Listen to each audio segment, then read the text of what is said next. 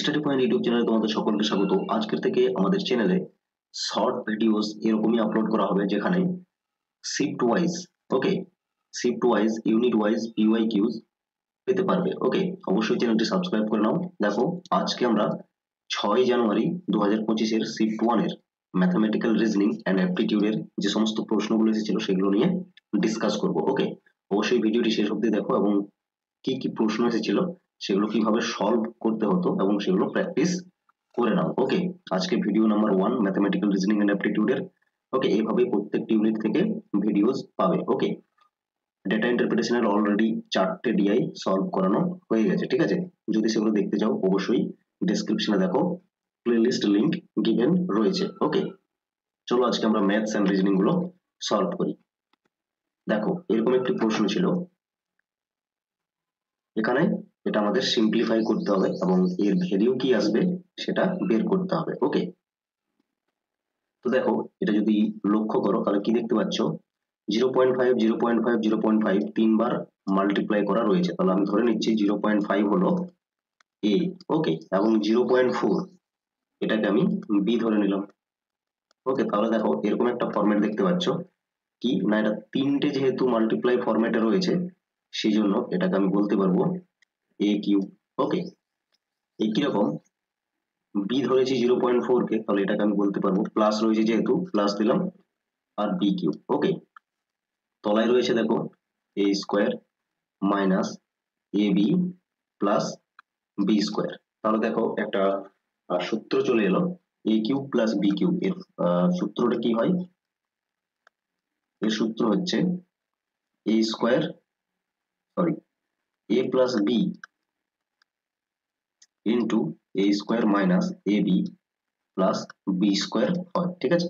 তাহলে দেখো তলায় এখানে যদি আমরা এটাকে ফার্দার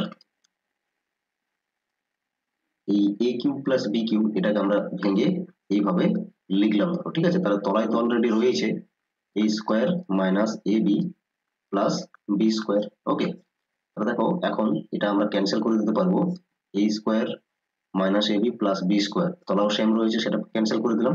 তাহলে পড়ে থাকলো কি এ প্লাস বি। তার মানে এ যা ধরেছি 0.5 আর বি আমরা ধরেছি 0.04, এই দুটোকে প্লাস করে দিলে অ্যান্সার আসবে, যা হবে 0.09।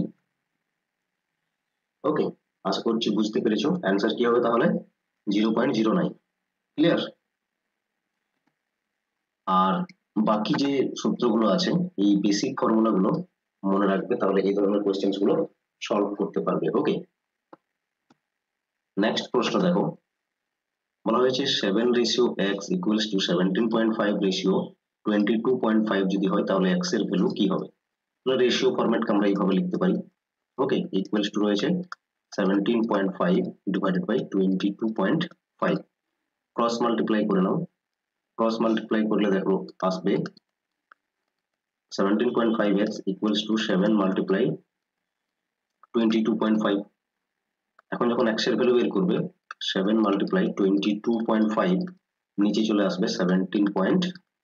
ওকে, পয়েন্ট যেহেতু সেম প্লেসে রয়েছে, পয়েন্ট গুলো ধরো ক্যান্সেল হয়ে গেল। এখন পুরোটা 25 বারে ক্যান্সেল করতে পারবো, 25 সাথে 175 হয়, আর 25 9 বারে 225 হয়, 7 7 ক্যান্সেল হয়ে গেল। ফাইনালি x এর ভ্যালু চলে এলো 9। Okay, option number 1 correct answer. Next দেখো, কোডিং ডিকোডিং থেকে প্রশ্নটি রয়েছে, ডেইলি এর কোড দেওয়া আছে কি না 56139110। কিভাবে হচ্ছে এটা দেখো, DELHI।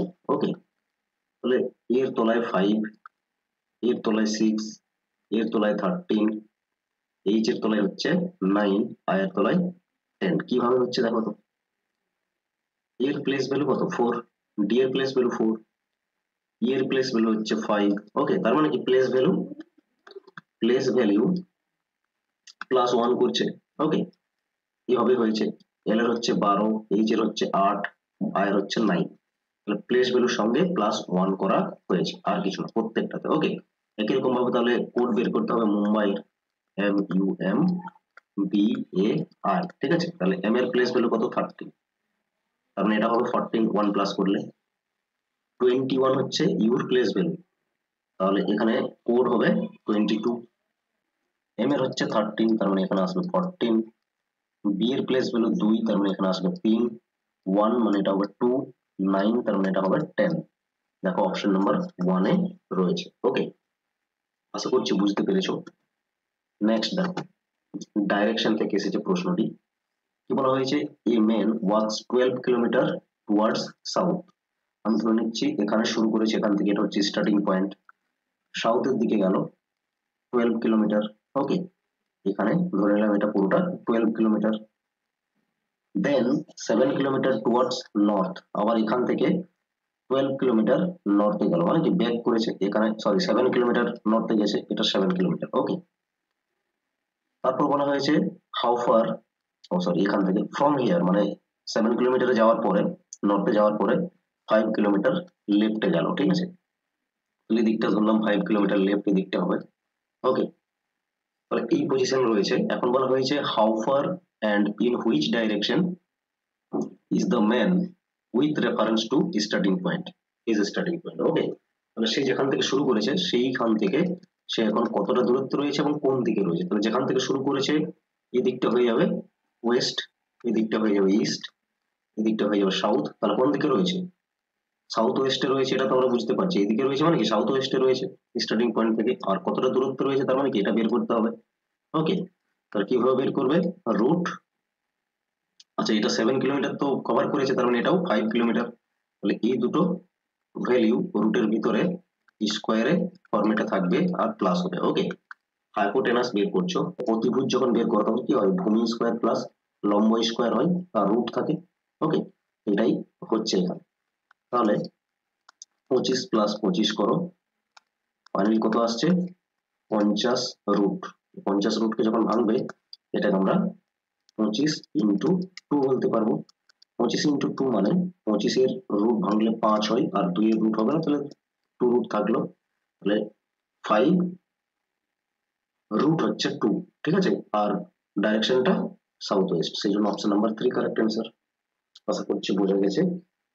দেখো নেক্সট প্রশ্ন, প্রশ্নটি রয়েছে নাম্বার সিরিজ থেকে।